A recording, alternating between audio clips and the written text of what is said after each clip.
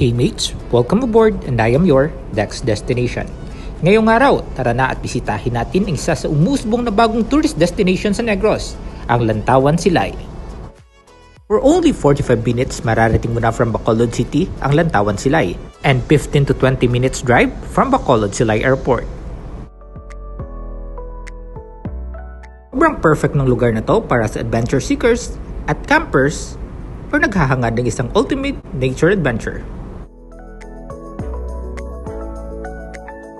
Maglaan lamang ng 200 pesos at pwede nang maglatag ng tent sa kanilang camping area.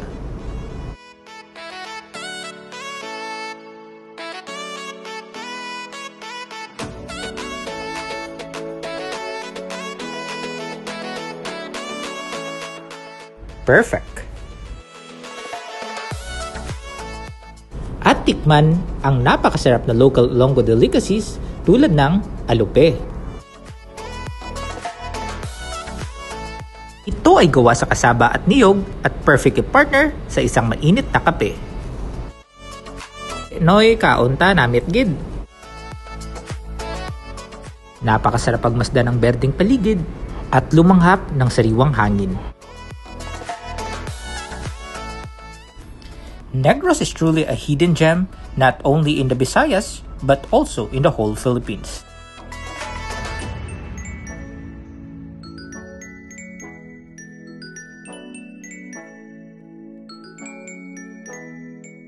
Para sa isang perfect camping experience, masarap din mag-ihaw-ihaw. At kumain ng sariwang prutas.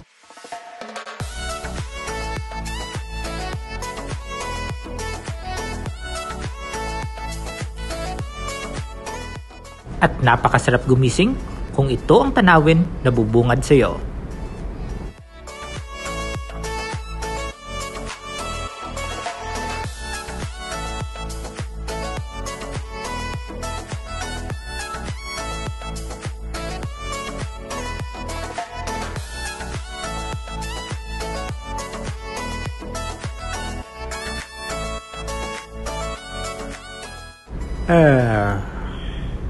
Good morning, sunshine!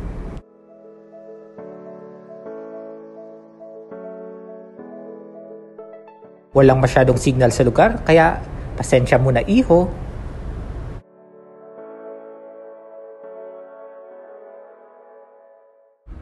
At dahil unti-unti nang nakikilala ang Lantawan Silay na tourist destination dito sa Negros, biglang nagsulputan na parang mga kabute ang mga resorts at coffee shops.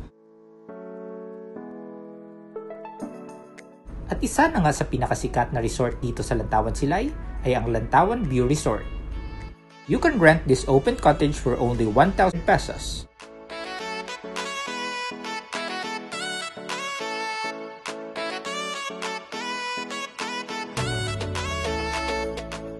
And for overnight stay, nagbayad lamang kami ng 2,000 pesos para sa open cottage na to.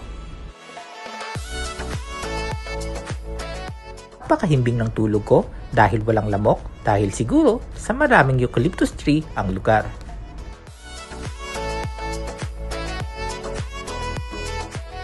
Tiyak mag-e-enjoy kayong mag-swimming sa kanilang hugis puso na swimming pool.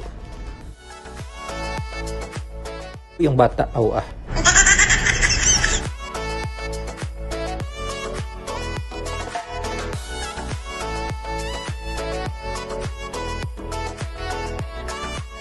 Perfect din ang place na to para sa mga plantito at plantita. Ang crotons hindi pagbalia, hindi na souvenir.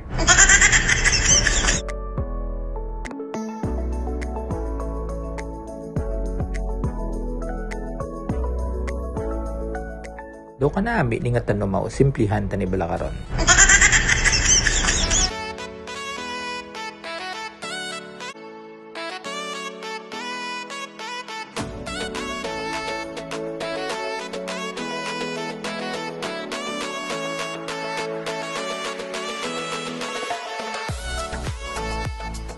Marami ring mga camper sa lugar at sobrang safe dito dahil mayroong moronda ng mga security guards.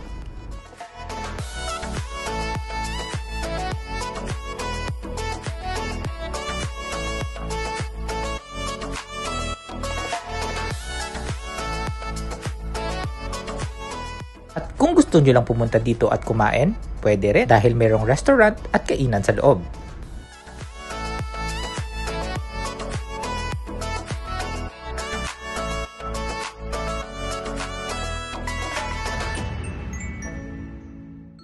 At dahil tapos na ang overnight stay namin dito, kailangan nang umuwi ng Bacolod. Gaya nga ng sinabi ko, nagsulputang parang mga kabute ang mga coffee shops dito sa Lantawan Silay.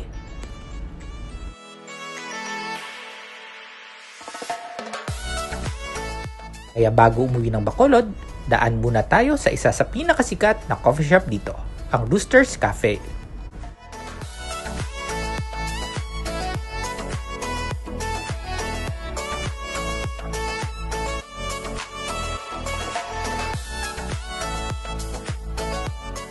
Sa tabi lamang ng daan ng coffee shop, pero dahil hili ang lugar, kailangan mo lang umakyat ng around 58.5 steps para marating ang coffee shop. Kayong magprotesta, binilang ko talaga, 58.5.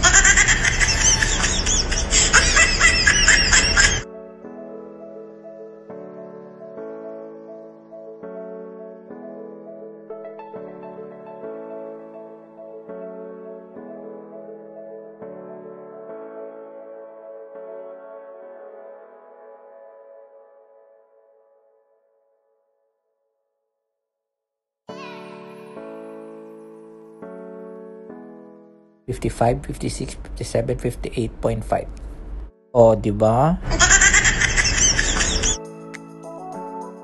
Dahil nasa mataas na area ang coffee shop, maganda ang tanawin dito.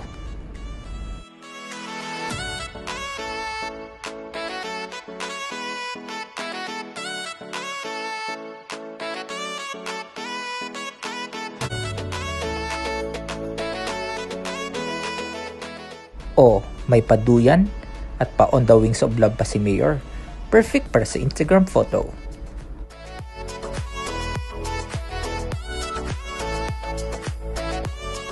O ano guys, nakapili na ba kayo? Kung ano yung pinakamura, yun na lang yung sa akin. Sikat ang coffee shop na to dahil sa kanilang mango tapioca. So yan guys, sikat ang kanilang mango tapioca, so huwag kalimutang umuwi pampasalubong.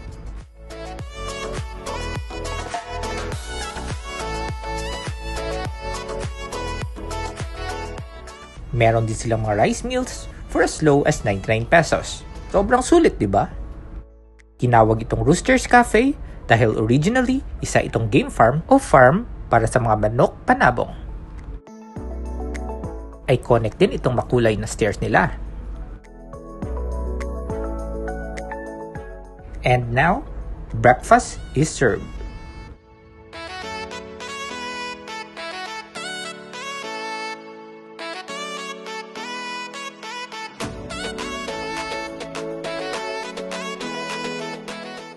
Diba sabi ko, pinakamura lang sa akin? Kaya suman lang muna ako guys. O kung sa Ilonggo, ibos.